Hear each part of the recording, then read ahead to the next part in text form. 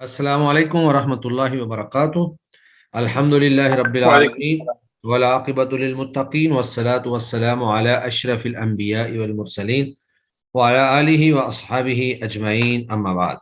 जी, पिछले लेसन के अंदर हमने इल्म नहव की तारीफ, उसका मौजू, गर्ज़ व गायत, और फिर वाज़े और हुक्म, और इसी तरह हरक़ात और जिन हरूफ पर हरक़ात हों उनके नाम, ये तफसीलात से पढ़े। तो आज हम इंशाअल्लाह लफ्ज़ और उसकी अक़साम जो है वो पढ़ेंगे। लफ्ज़ का लुग़वी माना होता है फेंकना, मुंह से कोई चीज़ निकालना या फेंकना या बोलना। तो जब हम बोल रहे होते हैं तो वो ऐसे ही होता है कि जैसे हम अपनी ज़ुबान से कुछ फेंक रहे होते हैं।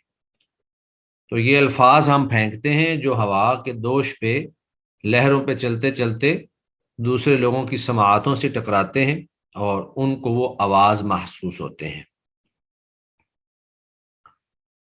तो कुरान मजीद के अंदर अल्लाह ने फरमाया कि मा यल्फिज़ु मिन कौलिन इल्ला लदैहि रक़ीबुन अतीद, कि इंसान कोई लफ्ज़ भी नहीं बोलता मगर अल्लाह के निगरान फरिश्ते उसको लिख लेते हैं। तो लफ्ज़ यल्फिज़ु का माना है फेंकना। लफ्ज़ का, जी, लफ्ज़ और उसकी अक़साम आज हमारा ये लेसन है। लफ्ज़, लफ्ज़ का लुग़वी माना है बोलना और फेंकना, जबकि इस्तिलाह में हर वो बात जो इंसान के मुंह से निकले उसे लफ्ज़ कहते हैं। ये चीज़ हम उर्दू के अंदर भी जानते हैं। उसके बाद फिर लफ्ज़ की दो अक़साम है। लफ्ज़ की अक़साम, बाद लफ्ज़ ऐसे होते हैं जिनका बाकायदा कोई माना और मफ़हूम होता है, यानी बामकसद गुफ्तगू होती है। और बसा औक़ात इंसान ऐसे लफ्ज़ भी बोल जाता है जिनका कोई मकसद नहीं होता है, जो बगैर मकसद के इस्तेमाल हो जाते हैं, तकिया कलाम के तौर पर या वैसे ही। मसलन ज़ैद, ये जो है एक बाकायदा बामकसद लफ्ज़ है, नाम है किसी का। लेकिन इसको अगर हम कह दें दैज़, ज़ैद दैज़, उल्टा उसको बोल दें, अरबों के यहाँ ये ज़ैद को उल्टा दैज़ बोला जाता है।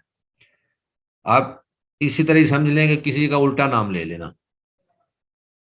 या हमारे यहाँ इस्तेमाल होता है चाय वाय, तो चाय जो है ये तो बामाना है, एक चीज़ का नाम है, और वाय जो है ये वैसे ही हमने बेमकसद साथ बोल दिया, चाय वाय। या रोटी वोटी, तो रोटी तो एक बामकसद है, लेकिन वोटी जो है वो कोई मकसद नहीं है उसका, बेमकसद चीज़ है। तो लफ्ज़ की दो अक़साम है, एक बामाना और एक बेमाना। बामाना और बेमाना। बामाना से मुराद वो लफ्ज़ है जिस लफ्ज़ का कोई माना व मफ़हूम हो, जैसे किताबुन किताब, क़लमुन कलम, फ़रसुन घोड़ा घोड़ी। ये फ़रसुन का लफ्ज़ जो है ये घोड़े पर भी बोला जाता है और घोड़ी पर भी बोला जाता है।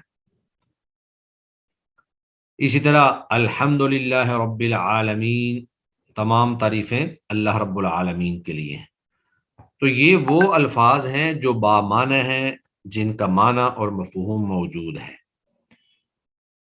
तो इस बामाना को मुस्तामल, ये इस्तेमाल किया गया, या मौजू, मौजू का माना है बनाया गया, मुस्तामल या मौजू भी कहते हैं। यानी बामाना लफ्ज़ जो है जिसका माना और मफ़हूम है उसको मुस्तामल भी कहते हैं, मौजू भी कहते हैं। मुस्तामल का मतलब यह है इस्तेमाल किया गया, यानी बोलने वाले ने वो लफ्ज़ खुद जानबूझकर इस्तेमाल किए है मकसद से, या उसने अपने जहन से उसको बनाया है और उसको बोला है। एक है बेमाना, बेमकसद, कोई उसका माना नहीं है। तो जिस लफ्ज़ का कोई माना व मफ़हूम ना हो उसे बेमाना कहते हैं। जैसे दईजुन, तो ये जैद का मकलूब, मकलूब का माना उल्टा, ये जैद का मकलूब है, उल्टी सूरत है।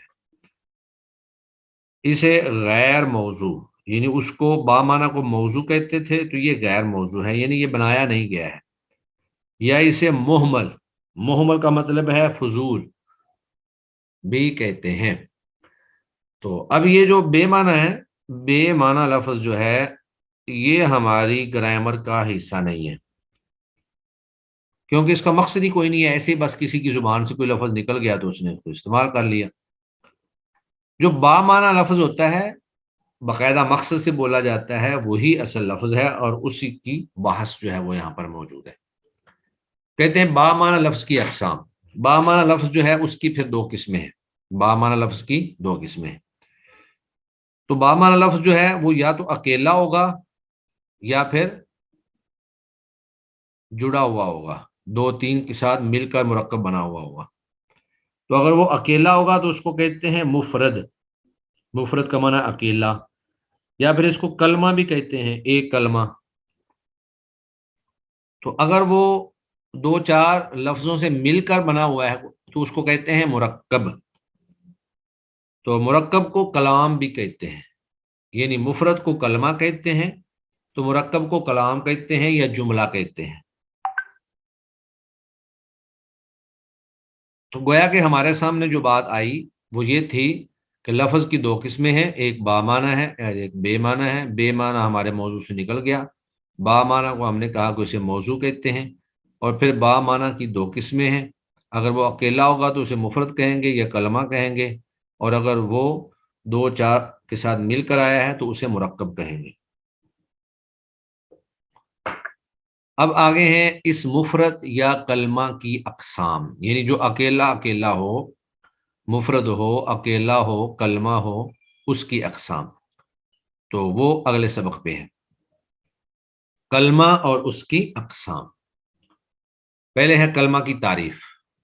پیچھے ہم نے پڑھا تھا کہ جو بامعنی مفرد ہوتا ہے اس کو کلمہ کہتے ہیں، تو یہاں تعریف کے اندر وہی چیز انہوں نے دوبارہ بیان کر دی ہے کہ کلمہ وہ لفظ جو مفرد معنی یعنی اکیلے معنی کے لیے بنایا گیا ہو، جیسے رجل، رجل مرد، تو یہ ایک آدمی ہے۔ اسی طرح قلم، قلم، تو یہ ایک مفرد معنی کے لیے بنا ہے، ایک معنی کے لیے۔ اور پھر اس مفرد کی یعنی اکیلے لفظ کی کلمہ کی تین قسمیں ہیں، کلمہ کی تین اقسام ہیں۔ ایک اسم، اسم نام کو کہتے ہیں۔ نمبر دو فعل، فعل جو ہے کام کو کہتے ہیں، اسم نام کو کہتے ہیں اور فعل کام کو کہتے ہیں۔ اور حرف جو ہے وہ حرف ہمارے سامنے اردو میں بھی استعمال ہوتا ہے، جو نہ اسم ہوتا ہے نہ فعل ہوتا ہے۔ اب یہ سوال پیدا ہوتا ہے کہ اسم کس کو کہا جاتا ہے؟ یہ جو کلمہ کی تین اقسام ہیں ان میں سے پھر ہر قسم کی تعریف اور پھر اس کی علامات کا تذکرہ کریں گے۔ اسم سے مراد وہ کلمہ ہے جو اپنا معنی خود بتائے،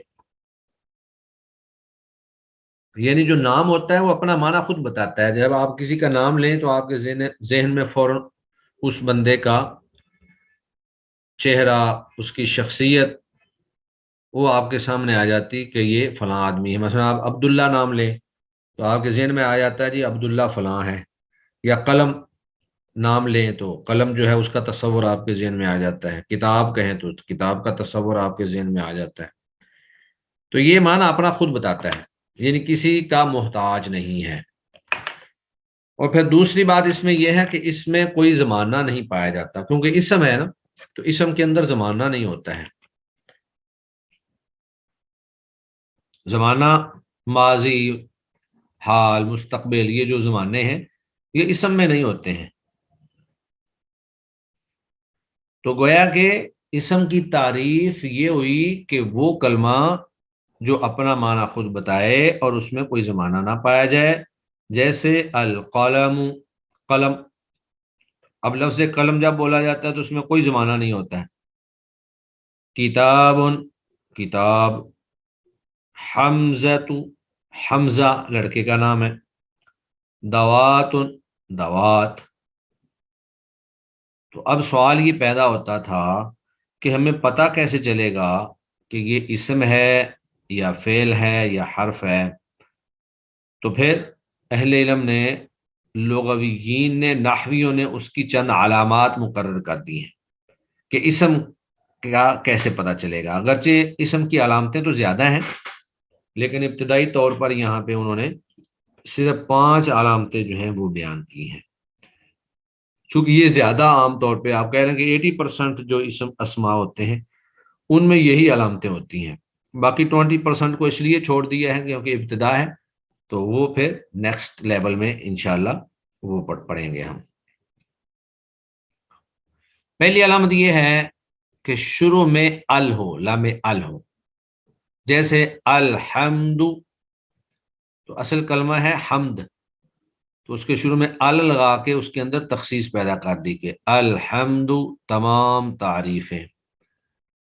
تو یہ کسی بھی اسم کے شروع میں یہ ہو سکتا ہے، جیسے القلم، الکتاب، البیت گھر، العلیم، السمیع. تو اس کی بے شمار مثالیں جو ہیں وہ قرآن مجید کے اندر، ذالک الکتاب قرآن مجید کے اندر موجود ہیں. تو یہ اس کی ایک علامت ہے. دوسری علامت ہے شروع میں حرف جر ہو. جر جو ہے، جر کا معنی ہوتا ہے زیر. زیر کو کسرہ بھی کہتے ہیں اور جر بھی کہتے ہیں.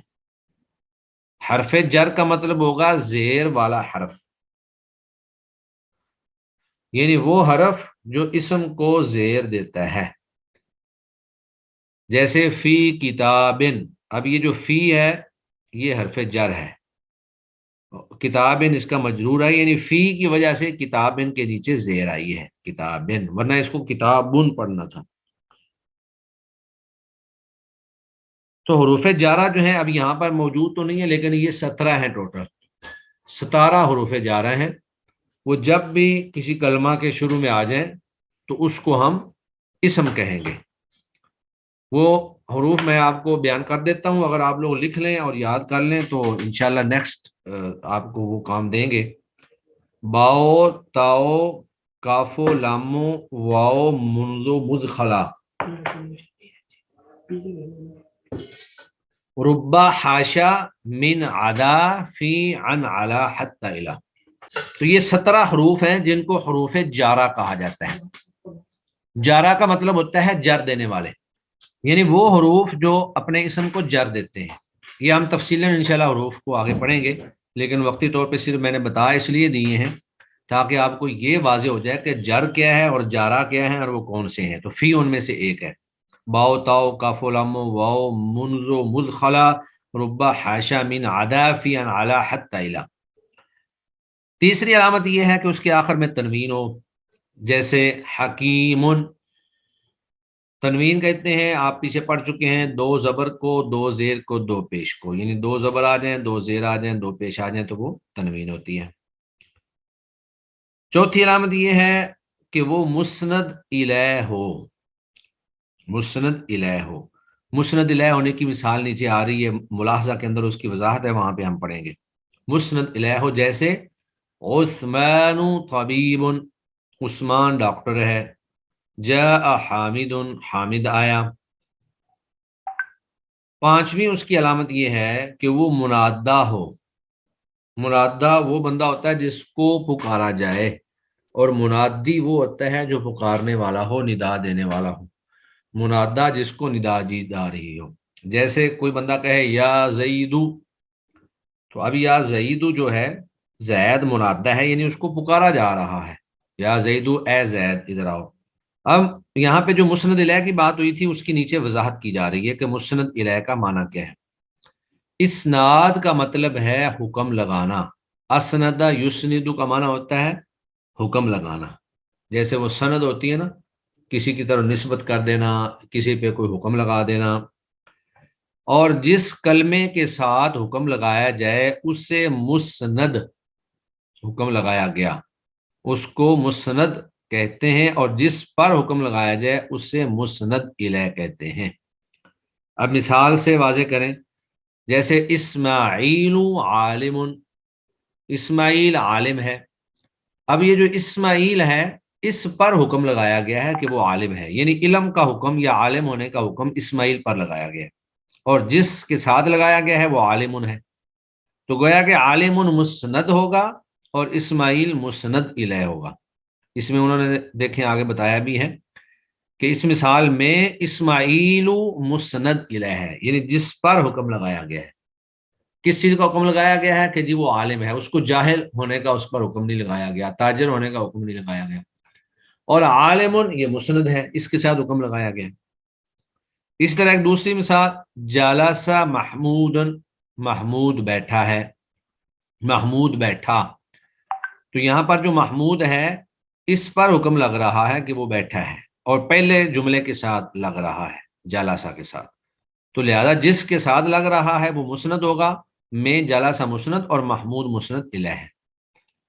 آگے واضح ہوا کہ مسند الیہ ہمیشہ اسم ہوتا ہے، جبکہ مسند اسم بھی ہو سکتا ہے اور فعل بھی. یعنی مسند الیہ جو ہے وہ ہمیشہ اسم ہی ہوگا. اب یہ دو مثالیں تھیں، پہلی مثال کے اندر اسماعیل مسند الیہ تھا اور دوسری مثال میں محمود مسند الیہ تھا، اور یہ دونوں اسم ہی تھے، ان میں فعل کوئی نہیں ہے. اور جب کہ وہ کہتے ہیں کہ مسند جو ہے وہ اسم بھی ہوتا ہے اور فعل بھی ہوتا ہے. تو پہلی مثال میں عالم یہ مسند ہے لیکن یہاں پر یہ اسم ہے، اور جالسا کے اندر یہ مسند ہے جالسا لیکن یہ اسم نہیں بلکہ یہ فعل ہے. تو گویا کہ مسند جو ہے وہ اسم بھی ہو سکتا ہے اور فعل بھی ہو سکتا ہے، لیکن مسند الیہ صرف اسم ہی ہوتا ہے. تو یہ تھی اسم کی 5 علامات، اسم کی تعریف اور اسم کی 5 علامات. اب آگے ہیں فعل. اسم میں ہم نے پڑھا تھا کہ جو اپنا معنی خود دیتا ہے، تو فعل جو ہے وہ بھی اپنا معنی خود دیتا ہے.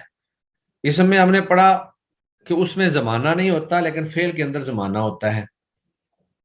ایک چیز تو ان کی مشترکہ ہے کہ اپنا معنی خود دیتے ہیں، لیکن زمانے کے اعتبار سے فرق ہے. اسم جو ہے وہ اپنا معنی خود دیتا ہے اور اس میں زمانہ نہیں ہوتا، لیکن فعل جو ہے وہ اپنا معنی تو خود بتاتا ہے لیکن اس میں زمانہ ہوتا ہے. جی تعریف دیکھیں، وہ کلمہ جو اپنا معنی خود بتائے اور اس میں تینوں زمانوں میں سے کوئی زمانہ بھی پایا جائے، چونکہ فعل ہے تو اس کے اندر زمانہ پایا جائے گا. جیسے ناصارہ، اس نے مدد کی، ناصرہ کا معنی اس نے مدد کی یعنی پچھلے زمانے میں، ماضی میں اس نے مدد کی. ینصرو، وہ مدد کرتا ہے یا کرے گا، وہ مدد کرتا ہے یعنی زمانہ حال میں، یا کرے گا یعنی زمانہ مستقبل میں. اس کے بعد ہے انصر، تو مدد کر، تو مدد کر جو ہے یہ بھی زمانہ مستقبل میں ہوگا. تو اسم کی علامات ہم نے پڑھی، اس کے بعد فعل جو ہے اس کی تعریف پڑھی. فعل کی پھر آگے 3 قسمیں ہیں، ایک ہوتا ہے فعل ماضی، ایک ہوتا ہے فعل مضارع اور ایک ہوتا ہے فعل امر. اب ان تینوں کی تعریفیں ہیں. فعل ماضی وہ فعل ہے جو گزشتہ زمانے یعنی گزرے ہوئے زمانے میں کسی کام کے ہونے پر دلالت کرے. جیسے کاتبہ، اس نے لکھا، تو یہاں کاتبہ جو ہے وہ گزشتہ زمانے میں لکھنے پر دلالت کر رہا ہے، اس نے ماضی میں لکھا. اور فعل مضارع جو ہے وہ زمانہ حال یا مستقبل میں دلالت کرتا ہے. تو فعل مضارع وہ فعل ہوا جو زمانہ حال یعنی موجودہ زمانہ یا مستقبل میں کسی کام کے ہونے پر دلالت کرے. جیسے یکتبو، یکتبو کا ترجمہ دونوں طرح سے کریں گے، وہ لکھتا ہے، یا آپ یہ ترجمہ کریں گے وہ لکھے گا.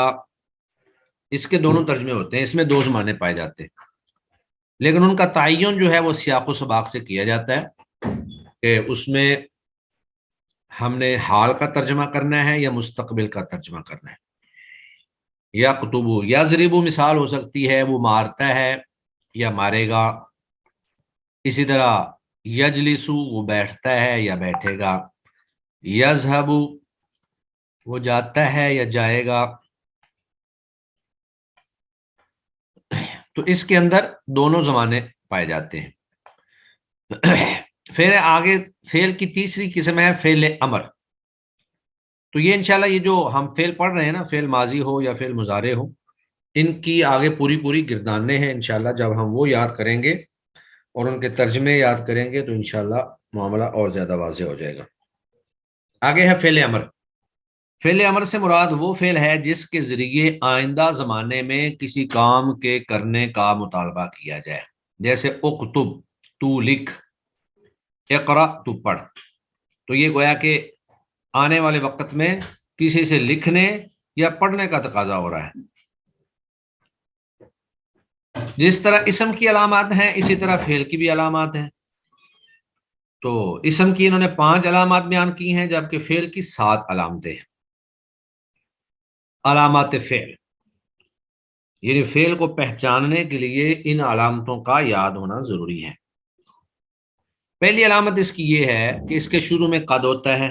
قد کا معنی ہوتا ہے تحقیق، جیسے قد جلسا، تحقیق وہ بیٹھا ہے، قد جلسا۔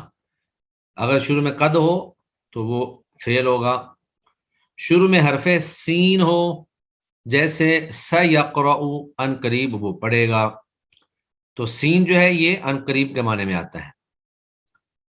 شروع میں سوف ہو، جیسے سوف تعلمون، ان قریب تم جان لو گے۔ سین اور سوفا ان دونوں کا ایک ہی معنی ہے، سین بھی ان قریب کے لیے آتا ہے اور سوفا بھی ان قریب کے لیے آتا ہے، لیکن سین میں جو ان قریب ہے وہ بالکل قریب کے معنی میں ہوتا ہے، اور سوفا کچھ تھوڑا سا مہلت جس میں موجود ہو۔ چوتھی علامت اس کی یہ ہے آخر میں تائے تانیث ہو، تائے تانیث ساکنہ ہو، جیسے تا ساکنہ ہے سامعت، اس ایک عورت نے سنا۔ تو یہ جب ماضی کی گردان پڑھتے ہیں نا سامعہ سے، سمع، سمعا، سمعو اور سامعت، تو آخر میں تا ساکن جو ہے، تو یہ جو تا ساکن ہے یہ فعل کی علامت ہے۔ اسی طرح 5ویں اس کی علامت یہ ہے کہ آخر میں تائے فاعل لاحق ہو، یعنی فاعل کی جو تا ہے وہ آخر میں لگی ہوئی ہو، لاحق ہو، لگی ہوئی ہو، جیسے ضربتو، ضربتی اور ضربتا، یہ 3 لفظ جو ہیں انہوں نے اکٹھی کر دی ہیں۔ تو دراصل یہ اگر تا کے اوپر زبر ہو تو یہ واحد مذکر حاضر کا صیغہ ہوتا ہے، ضربتا، تو ایک مرد نے مارا، اور اگر نیچے زیر ہو ضربتی تو یہ واحد مؤنث حاضر کا صیغہ ہوتا ہے، تو ایک عورت نے مارا، اور اگر متکلم کا ہو پیش ہو تا کے اوپر تو پھر یہ ہوتا ہے میں نے مارا، میں ایک مرد اور ایک عورت نے مارا، ضربتو، میں نے مارا۔ اسی طرح یہ تو علامتیں جو ہیں نا، یہ ہم جب فعل ماضی کی گردان پڑھیں گے تو یہ سارے سیغے سمیات بھی اور یہ ضربتا، ضربتی، ضربتو، یہ تینوں سیغے اس میں آ جائیں گے۔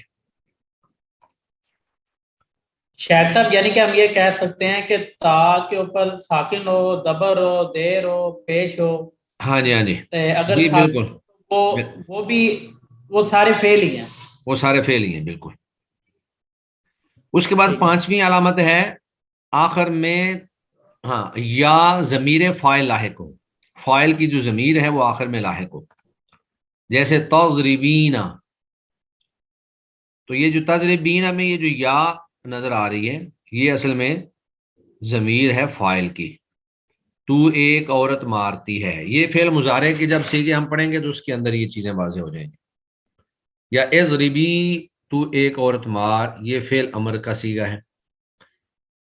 7ویں علامت اس کی یہ ہے کہ آخر میں نون ثقیلہ، ثقیلہ کا معنی ہوتا ہے مشدد، یعنی آخر میں نون مشدد ہو، یا خفیفہ، خفیفہ کہتے ہیں ساکن کو، نون خفیفہ جو ہے وہ آخر میں لاحق ہو، لگا ہوا ہو، جیسے اضربن، تو یہ مشدد ہے، نون شد والا ہے، تم سب مرد ضرور مارو، اضربن یہ فعل امر سے جمع کا صیغہ ہے، فعل امر حاضر سے، اضرب، اضرب، ہاں پھر آگے اس کو ثقیلہ بناتے ہیں، اضربن، اضربان، اضربن، تو بہرحال وہ گردانے ہیں، وہ انشاءاللہ گردانے پڑھیں گے تو واضح ہو جائے گا۔ اور یہاں پر انہوں نے مثال جو دی ہے انہوں نے خفیفہ کی ہے، لا نصفعن بالناصیہ، ہم ضرور ضرور اسے پیشانی کے بالوں سے کے ساتھ گھسیٹیں گے۔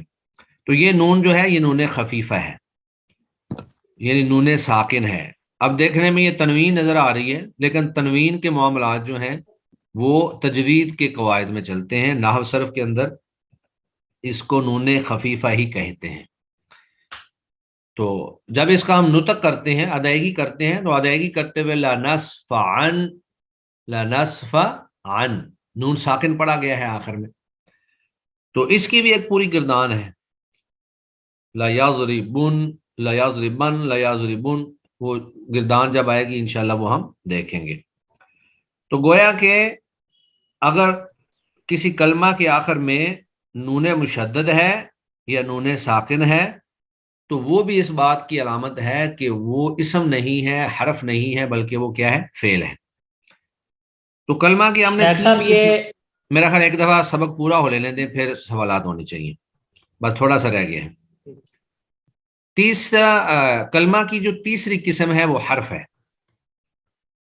حرف وہ کلمہ ہے جو اپنا معنی جملے میں واقع ہوئے بغیر نہ بتا سکے، یعنی جب تک وہ جملے میں نہیں آتا وہ اپنا معنی نہیں بتا سکتا۔ اسم اور فعل میں ہم نے پڑھا تھا کہ وہ اپنا معنی خود بتاتے ہیں، اسم بھی اپنا معنی خود بتاتا ہے اور فعل بھی اپنا معنی خود بتاتا ہے۔ اسم اور فعل کا فرق یہ تھا کہ اسم میں زمانہ نہیں ہوتا اور فعل کے اندر زمانہ ہوتا ہے، لیکن حرف میں یہ ہے کہ وہ اپنا معنی خود بتا ہی نہیں سکتا، وہ دوسرے کا محتاج ہے، اور پھر اس میں تینوں زمانوں میں سے کوئی زمانہ بھی نہ پایا جائے۔ اس میں زمانہ بھی کوئی نہیں ہوتا ہے، جیسے من اور الہ، من کا معنی ہے سے اور الہ کا معنی ہے طرف یا تک، تو اگر یہ کسی کے ساتھ مل کر نہ آئے تو پھر ان کا معنی واضح نہیں ہوتا۔ اور حرف کی علامات میں یہ بات ہے کہ جس کلمہ میں اسم اور فعل کی علامات میں سے کوئی علامت نہ پائی جائے وہ حرف ہوتا ہے، یعنی نہ اسم کی علامتیں اس میں ہوں نہ حرف کی علامتیں اس میں ہوں، تو اس کو ہم حرف کہیں گے۔ تو یہ تین اقسام ہیں جو ہم نے آج پڑھی ہیں، کلمہ کی تین اقسام یا مفرد کی تین اقسام کہہ لیں، مفرد کی یا کلمہ کی، اسم، فعل اور حرف، ان کی تعریفیں اور پھر ان کی علامات۔ چلیں جی، اب ہمارا لیسن جو ہے وہ کمپلیٹ ہوا۔ اب آپ لوگ کویسچن کر لیں، جس نے بھی کوئی کویسچن کرنا ہے۔ شیخ صاحب اس میں ہم پڑھ رہے تھے نون ثقیفہ، یعنی کہ جس میں نون ساکن ہوتا ہے، اور اس میں مثال دی گئی ہے لنصفعن بالناصیہ، اس مثال میں سمجھ نہیں آئی ہے، اچھا، یہاں جو بن ناسیہ ہے نا وہ ویسے ہی آ گیا ہے، بن ناسیہ ہمارے سے تعلق نہیں رکھتا، یہ اصل میں لکھا ہوا ہے آخر میں، تو لنصفعن جو ہے نا یہ اصل مثال ہے، لنصفعن، یعنی کہ اگر ملا کے پڑھیں گے تو اگر ہم ملا کے پڑھتے ہیں تو ام بنتا ہے نا، ام ملا کے اگر ہم ٹھہراؤ کرتے ہیں تو آپ اس کو ملا کے نہ پڑھیں، وہ تجوید کے سارے قواعد ہیں، ہم یہاں تجوید نہیں پڑھ رہے، نحو کے حساب سے۔ اب انہوں نے چونکہ وہ معنی واضح کرنے کے لیے پوری آیت جو ہے وہ انہوں نے لکھ دی ہے، اصل مثال ہے لنصفعن۔ اس میں اور بھی کوئی مثال لے سکتے ہیں ہم؟ ہاں لے سکتے ہیں، لنضربن، اب یہاں پہ مثال لنضربن یا لا یجلسن۔ جی، اور کسی کے پاس کوئی کویسچن؟ سر یہ تاکید کے جو معنی میں آتا ہے یہ وہ والا ہے نون ثقیلہ؟ جی بالکل یہ وہی ہے، اس میں ضرور کا ترجمہ ہوا ہے نا، یہ نون ثقیلہ یہ بھی تاکید کے معنی میں آتا ہے اور نون خفیفہ یہ بھی تاکید کے معنی میں آتا ہے۔ جی ٹھیک ہے، اس لیے اس کا ترجمہ ہم ضرور کریں گے، ضرور۔ جی لیسن ماشاءاللہ سبق آگے سمجھ آ گیا سارا آپ لوگوں کو؟ تو یہ جو سوالات ہیں یہ کل میں انشاءاللہ فرسٹ ٹائم آ کر یہ سوالات سارے آپ سے سنوں گا، اور آخر میں تھوڑی سی مشق ہے وہ بھی دیکھ لیں۔ مشق میں چند ایک کلمات دیے ہیں، تو آپ نے اپنے پاس کاپی میں یہ لکھنے ہیں. اس کا طریقہ یہ ہے کہ ایک کلمہ دی گیا ہے جیسے الامتحان، امتحان، اس سے اگلے خانے میں آپ نے بتانا ہے کہ قسم کلمہ، یہ کلمہ کی کون سی قسم ہے، اسم ہے یا فعل ہے یا حرف ہے، اور آگے آپ نے بتانا ہے کہ اس میں علامت کون سی پائی جا رہی ہے. اگر یہ اسم ہے تو کون سی علامت ہے، فعل ہے تو کون سی علامت ہے، حرف ہے تو کون سی علامت ہے. تو الامتحان میں انہوں نے کہا جی یہ اسم ہے، کیا علامت ہے جی شروع میں ال ہے. تو اصل یہ کلمات ہیں 10. میں ان کا ترجمہ بتا دیتا ہوں، باقی کام آپ لوگ کریں گے انشاءاللہ. اس کے بعد ہم کلاس کلوز کرتے ہیں کیونکہ اذان بھی ہو گئی ہے. جی، المطر بارش، قد فتح تحقیق اس نے کھولا، من طین مٹی سے،